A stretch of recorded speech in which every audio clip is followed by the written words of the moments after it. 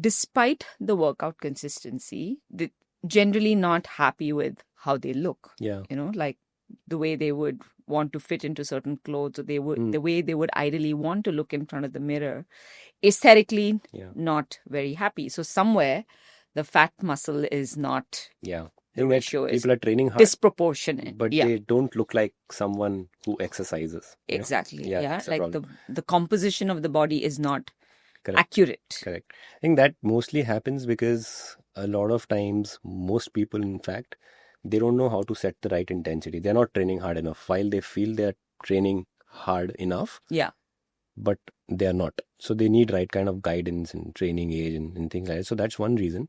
Second, people are either under fueling or over fueling themselves. And that's probably because of the bulking and the cutting myth that has existed in the fitness industry forever. And our fitness industry, for whatever reason, has also been shaped by the days of bodybuilding in the past. And I really feel that bodybuilding has sort of spoiled the meaning of fitness for the entire industry, because in reality most people are not getting on that bodybuilding stage, but we end up training like bodybuilders, and we end up falling for the bulking and the cutting myths that apply to a bodybuilder. I have nothing against the sport. But people like us, in general, who train for looking a certain way, who train for some sort of performance and being active and having a lot of energy in life, that doesn't apply to us. In fact, there was a research done where researchers overfed a group of athletes by 600 calories every day. And what they found out, compared to another group that was freely eating, the group that was structurally eating 600 more calories on top of their maintenance requirement every day, they significantly gained a lot of that weight from fat. So while they bulked up, they gained weight, but they gained a lot of fat.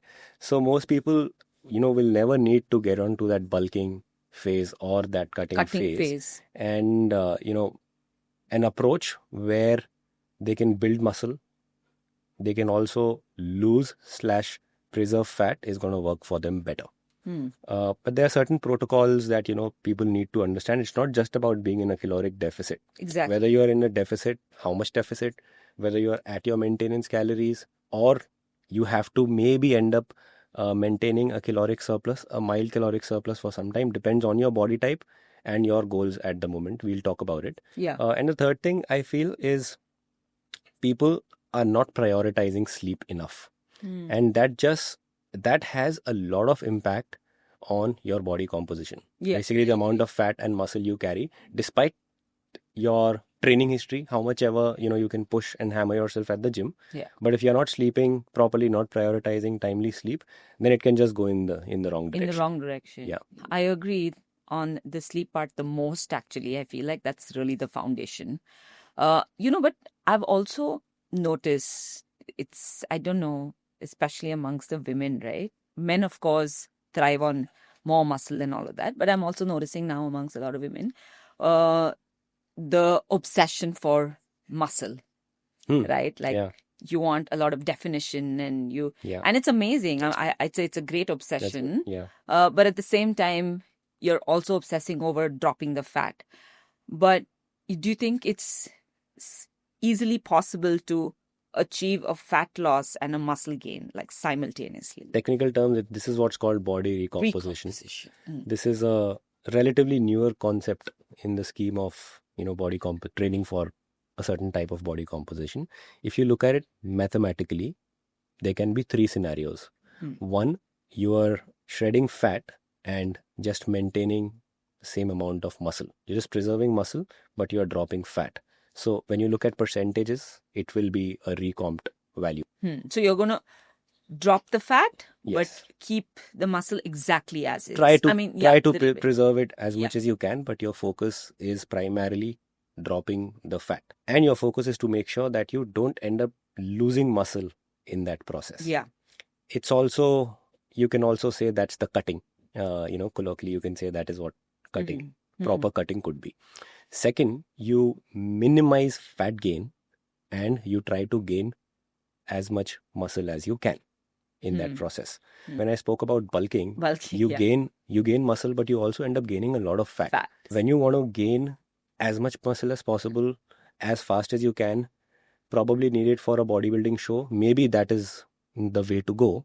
But in general, we don't need to do that. So you try and minimize fat gain and maximize muscle gain, staying in those boundaries. So again, when you look at the percentages, you will find a recomped value. In colloquial terms, people also call it lean bulk. Would have heard this term a lot of times on the internet. And third is you gain muscle and you drop fat at the same time. Okay. Now, all three are possible. But what is needed for a certain individual is to just sit down and identify what is your goal at the moment. Let's say someone's like already on the leaner side, 8 to 12% body fat for a male, 18 to 20% body fat for a female. It means that they're already, looking quite lean. Now, if they want to recomp, their primary focus has to be the second one that I spoke about: build more muscle, minimize fat gain.